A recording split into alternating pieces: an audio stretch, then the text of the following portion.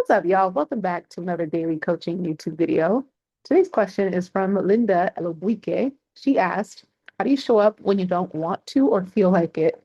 And how do you create and serve your audience beyond trends? All right. I love this. First off, Linda Elobuike, Ibo Kwenu. Okay, Niger, no, they carry last. All right. So let's tackle the first part. Showing up when you don't want to. Hmm. There has to be something beyond just posting for likes or views or social growth. You actually have to be deeply connected to what it is that you're talking about. There is no me showing up on YouTube, for example, every day of August if I don't actually enjoy talking about this stuff. Entrepreneurship, travel, mindset, hacks, life, dating, love, purpose. I breathe this stuff. I poop this stuff. I was going to say the S word, you know what I'm saying? I live for this. It's obnoxious to the point where there's so much overflow of this energy, content, and conversation in my day-to-day life. Like it'll be midnight and I'm talking to Steph.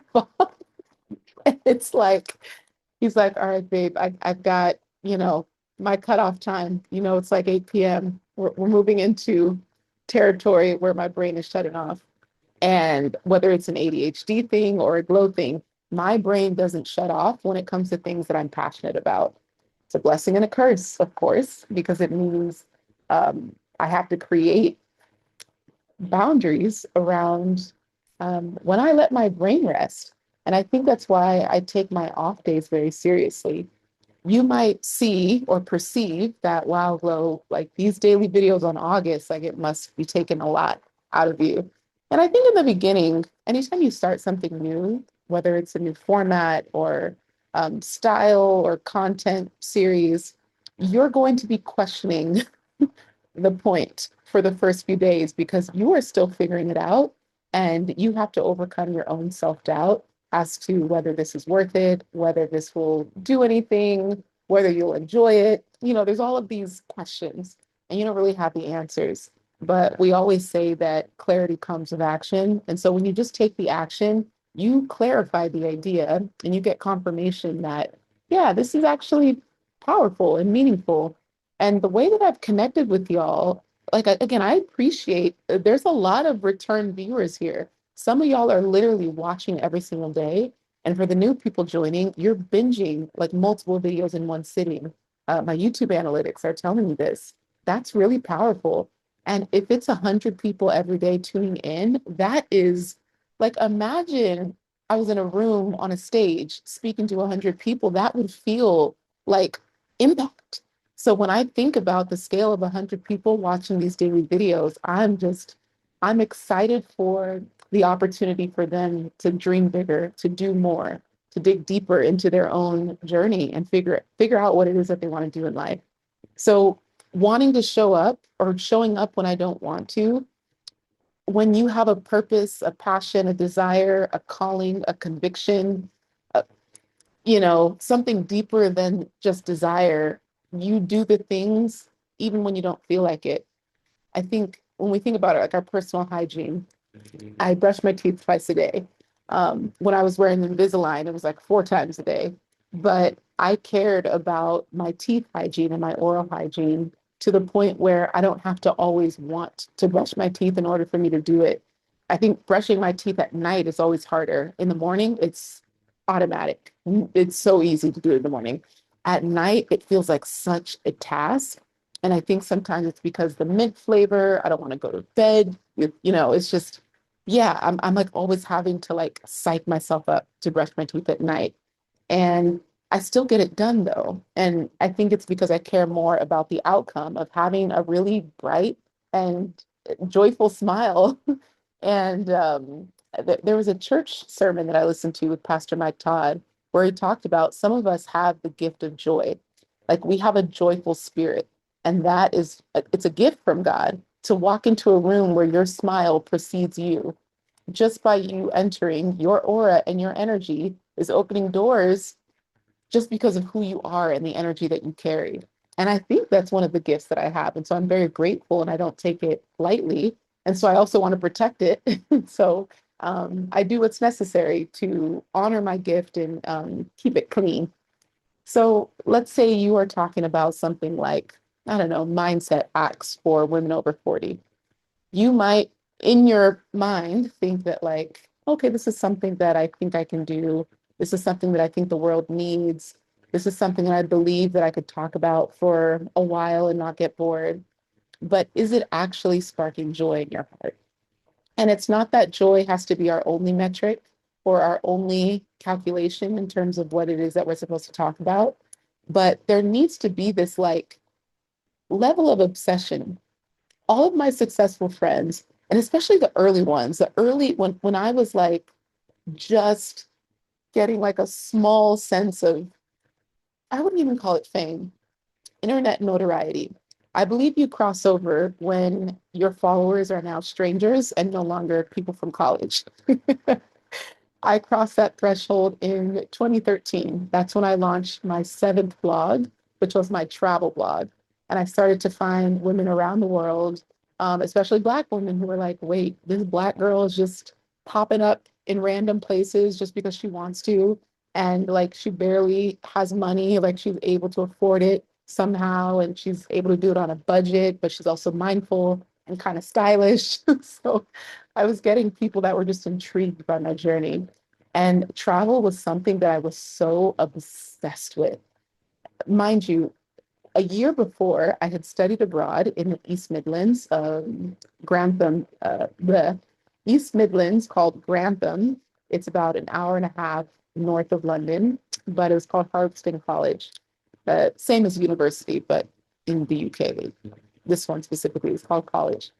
And yeah, it was like kind of like an accident. I don't think I never planned to study abroad. It happened because I was a pre-med major in college for the first 2.5 years, trying to do the good old Nigerian daughter thing and make my mom proud. And yeah, just still, I was still in that space where I wasn't even healing yet. I was still trying to earn her love and earn her acceptance. This is before I knew I was neurodivergent, before I knew I had ADHD, before I knew my dad had ADHD, before I knew that I had siblings with ADHD, siblings with autism. It's like before any of us knew any of that stuff. Um, I was like over functioning, but then also masking and overperforming in areas that I was not happy about. So eventually, I didn't tell my mom, but I did go to my counselor, completely changed my curriculum. I was taking 28 credits per semester while playing collegiate basketball and collegiate tennis. Completely like just burnt out, just doing the most, trying to catch up so I could still graduate in 4 years, even though I was 2.5 years of curriculum behind. And Harlaxton College, because I did end up needing a fifth year to finally graduate with an interdisciplinary degree in media communications design. Um, yeah, someone told me like, well, you should study abroad since your sports eligibility is up. Like you can't play basketball anymore, can't play tennis anymore. Like you're just a student now. And that was like awful because I was so used to being so busy and using up my time for just things. And it was only a semester. So I said, okay, I'll apply, or not even apply, I'll go to the briefing just to learn more. I go to the briefing. There is, first of all, not a single white person, not a single Black person in the room. And mind you, I went to a PWI, predominantly white institution. So I was always one of the few. But then when I looked at the presentation, there was also like maybe a mixed person, but this was like from the last 20 years of study abroad. So I was like, yeah, how do Black people travel like that? I had never seen a commercial with a Black person. I had never seen, at that point, I had done some stateside travel for like networking conferences, but I never actively traveled.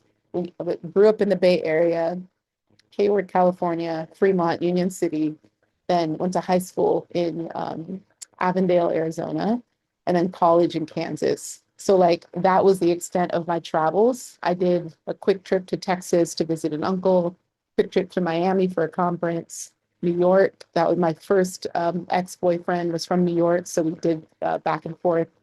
But yeah, up until that point, like travel was not something that I thought I don't know if I even had like a travel bug. I don't think I ever desired it. I love to explore. Oh, we had a basketball tournament in Vegas. Yeah, so like different stuff for tournaments and sports and conferences.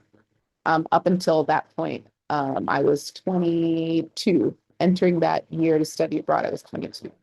So I already felt like I was old, older. What do they call us? A super senior? When you're not just a senior, but you're a super senior. Yeah. And so I go to the briefing and I'm just like, yeah, we really don't be doing this stuff. Like there's nobody, I don't, yeah, it's just gonna be awkward for me. But even when I'm not sure of something, I still allow myself to move forward with the process. Because sometimes we get in our own way when we don't know what our destiny could be. So I'm in there feeling insecure, feeling like Black people don't study abroad. Why am I here? I feel out of place. This is a rich white person thing. Um, yeah, this is not going to be something for me, but let me go ahead and submit the application. And I did have, there were a couple advisors that encouraged me, like, no, Blow, I think you would actually, you'd not only enjoy it, but you'd be really good at it. And I'm like, good at it? Good at what? Being abroad? Like, good at, yeah, it was interesting. And they would share stories and photos. I'm like, yeah, it just seems like a bunch of white people, like more of this, more of this PWI stuff where I already don't feel like I belong. So so I was like, and mind you, I went to a great university and Midwest folk are real nice. They kept their doors unlocked. So if you ever want dinner, just come on in. And, it was great. I think I really developed my, not personality, but a lot of my character was developed living in Kansas and just seeing Midwest culture of just kindness and friendliness. And oh, I still say that. 12 years later. You got it there. Oh, okay. So where are we going with this? So I guess I say all that to say I did end up getting accepted, but because my basketball and tennis scholarship were now inactive, basically sports scholarship was up. I got a lot of academic grants. I was a 4.2 GPA student from high school, so lots of academic and government grants. But it didn't cover everything because I went to a university that was like, they were on the expensive end. Was it 40K a year? I don't know, but everything covered it until my fifth year. Now it was like I would have had to come out of pocket. So I think to study abroad, it was a similar cost for that semester. I think I was like 15 to 20K in the hole. And I was just like, yep, like I said, rich white folks sport. Like this was not for us. But just like of course felt demoralized, but just, I I never got my hopes up because I just didn't think it would happen for someone like me. And then a board of director member heard that I applied and then also got access to my files and saw how much was missing. And she wrote a check. Oh, we're not gonna, we're not gonna cry. But my goodness, when I tell you God will plant angels in your life, yeah, God will put people in your life to bless you. And so sometimes you see people who are just generous and there's such a design and an intention to it. A lot of my life, I live with so much generosity because of all the people before me that poured into me when they didn't have to. So not only that, right before she wrote that check, my dad passed away in a diabetic coma in Nigeria. So we're hearing this news. I'm learning that I'm not able to study abroad. And this money, I'm like, yeah, I don't even know if I'll be able to afford to come back as a normal student. Like I'm just realizing how all of this is happening so fast. And yeah, I just get a phone call from the president of the university, and she hears about my dad passing, offers her condolences, but then also says, by the way, we heard you wanted to study abroad. Um, and we have a woman cleared, wrote a check and cleared your account. So um, go out there and have fun. And even up until that point, I don't even think I told my mother. I don't even think because I didn't think I would get accepted, but and so I just didn't even want the drama beforehand. And so once I did, and then of course all of the grieving, and we have all these family members coming over. Eventually, I ended up telling her because it was still maybe like 3 weeks away. But yeah, it was really. I think that was also the first time she also realized the impact that I was making on campus because the woman also said, "I see how involved you are." I'm on my period, y'all. This is why. It's because I'm on my period. I mean, it's emotional, but I'm like, okay, what's going on, Glow? I just had like a Oreo chocolate shake before this for my period cravings. And she said, I see how involved you are on campus. You're taking photos at all the sports games, you're writing for the newspaper, you have a radio show, you're doing TV, you're always volunteering. You come to the board of trustee events, you're in the office, all the professors and faculty, they know you, they love you, like you've made an impact on in this place. And so it's our honor. And that was just, yeah. When you're just a good person, I think when by the time I got to Kansas, I didn't know anyone. And I knew that all I was really trying to do was just start over. I didn't grow up with the best I didn't have the best energy. I was really negative and really stubborn as a kid. Um, Grew up in a family of 8, Nigerian immigrant parents, really strict. Everything was about education and church. And it just felt really suffocating. Like if we're not reading the Bible, we're reading a textbook. And so our TV was limited to news and church gospel channels. So it just felt like all the kids at school got all this freedom. And I was stuck with like this rule book. And so I think I just resented a lot of life. I resented who I was and the circumstances that I was born into.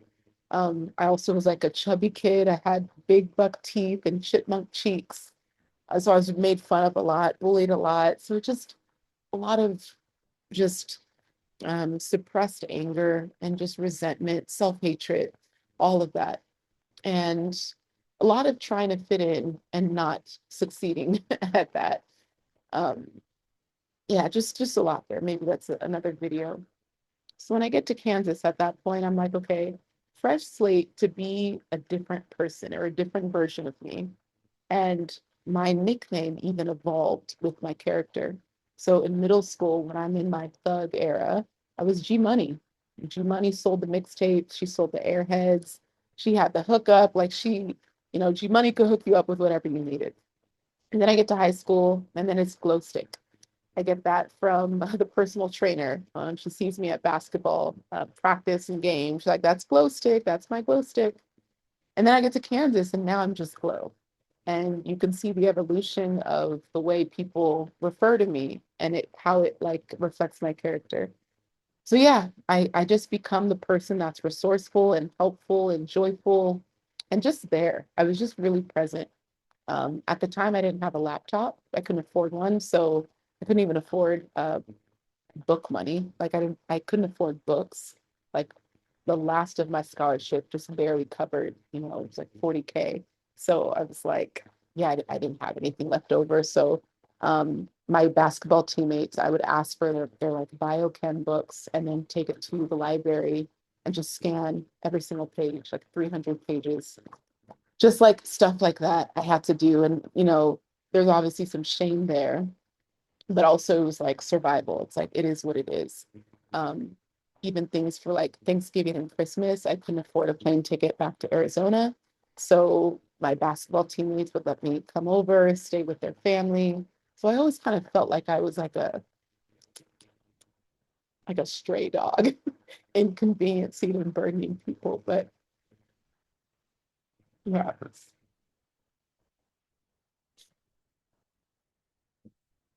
I think just what's making me emotional, just all the people who opened their doors when I felt like I had. And those were the years where I think I was fighting the hardest with like just trying to be accepted and loved. But at that point, my only surviving parent. And there was just so much pressure on like I was now the second one in college, and I was the first to graduate in our family. And I think there was just this compounding pressure of like, you know, I raised you kids on my own. It's been hard for me. This is the least you can do. And I'm just, man, I'm not happy. I'm not happy. And so I'm struggling internally with like my happiness or my mother's, my happiness or my mother's. So just constant guilt, constant shame, constant confusion. Just, yeah, just really, I wanted so badly to be good. I was like, I think a lot of us who have these people pleasing tendencies, I'm so much better now, but um, it started in our household. So let me get back on track to the question so that y'all can get what you came for. I do end up eventually uh, studying abroad, and when I study abroad, I applied to be a Harveston ambassador, a Harveston resident assistant, and a Harveston blogger. I got all three positions. No one else did. I literally said, I will probably never be able to travel again. So let me make the most of everything. What, like, if I'm a resident assistant, I'll get this, like, it was like 400 pound monthly stipend. And I was like, great. And you also get free room and board. I was like, great savings. But I went to Hearts and I didn't bring like a ton of money with me. I didn't have much, to be honest. So I'm like, whatever I'm making there is what I'm able to use to spend on my trips. And the university organizes like student trips. Like you could pay, for example, $700 and they will take care of your accommodation and transportation to Scotland. And I think that was one of the first student trips. And I was like, I don't have that. But I have, $100. And I found this $40 train that can get me there in 6 hours. And I found this $10 per night hostel that I could stay at. And so it was like I was doing the same trips as the school, but I was going there solo and on my own in a way that was affordable for me. And I would always tell people, because they would ask, like, oh, are you coming to the trip or are you going to make it? And I'm like, oh, I'm thinking about it, thinking about how I can afford it, because I definitely couldn't. And so the thinking was me researching, staying up all night, trying to put pieces together. And this is my first time booking international travel. So Googling like different train options, different bus options. Do I have to print a ticket? Can I do electric ticket? What's the confirmation? What's the translation? Like small things. And I had gone to, I think, 8 countries that first semester as a student and all on my own. So it was just so, yeah, it was crazy how like my love of solo travel and my ability to navigate the world on my own at 22, like that became my obsession. Like that was the beginning of an obsession. And so when I started my travel blog that next year, it was like I was so excited about everything that I learned, everything that I did, everything I discovered. And I could be fully solo in a random country, not eat a single thing, and be so fulfilled. Like there was so much joy in just the ability to see things. I think my very first photos, like my first ticket to London, like London was my first international city. And the first photos that I published were like tiles, like on the ground. It's like it was like London streets and London signs. Like that was my level of excitement and obsession with like the most minute things. it just gave me so much joy because I'm like, whoa, I shouldn't be here. Like I people like me don't do things like this. And I think that's where it all began. So I was obsessed with travel for 7 years. That's how long I was doing full-time travel blogging. And that 7 year, I made over $1 million just as a travel blogger. And I say just as a travel blogger because I multiplied that income when I started teaching and coaching and public speaking and doing all types of other stuff. But knowing that travel blogging got me well beyond, um, not only financially, but just it took me places I never even envisioned for myself. And it was me showing up, whether I wanted to, whether I needed to, whether I had to. No one was directing my life. Travel bloggers were still like just barely becoming a thing. Bloggers were a thing. There was a lot of like fashion and beauty bloggers. But to be a travel blogger was still kind of like, people pay you to travel? No, they don't. Like, what? How do you actually make money? And every time I would tell people, like, oh, I'm a travel blogger, they're like, how? Like, no one ever actually believed me in those first couple of years. And so I would break down like sponsorships and destination marketing organizations and tourism boards. And they're like, oh, okay. Well, how do you do it? Is it easy? And because, of course, they're like, well, can I do it? Is it something I could quickly set up? Like, oh, you live the best life. How cool. But it was like every day, every week, hustle, grind, and I feel like I promise you there's going to be another video where I can probably go into even more detail. But Linda, I want to make sure I stay on track. So when you don't want to or feel like it, I would say there's probably a gap in the content that you are currently posting. Because when you are sharing and showing up in a way that honors what you are most excited to talk about, or what you would yap about to strangers on a random Tuesday, like that's how you know you can show up even when the desire is not there. And then how to create and serve your audience beyond trends. I love this question because I'm not a fan of trends. I enjoy watching them when they're artfully or creatively done. But if my feed was like absolved of all of the gimmicky trends, I would be a very happy person. But obviously, I can't tell people that I follow, hey, don't do the trends. I just tend to scroll past it. Every now and then, I'll enjoy how someone put their own spin on it, but more often than not, it just puts everyone in the same bucket and it like sucks the creativity out of what people could be producing because they're following like one single template of a video. So, yeah, I don't think trends are something that you should rely on. Trends also are so quick. Something pops off one week, it's gone the next. And let's say you don't get around to posting it or shooting it until the next week, but now it's already passed. So trends force you to be almost like hyperactive and super vigilant about, okay, what are people posting? What's gonna go viral? And that's from a place of like lack. There's no abundance there. It's almost like scarcity coded because it's just based on yeah, it's based on what the market is doing versus on how you're feeling. So I think, Linda, it's going to take some practice to get to a point where you know exactly what you should be saying and posting. And I would also like encourage and invite you to do one post a day on Instagram for maybe in September. Just try it.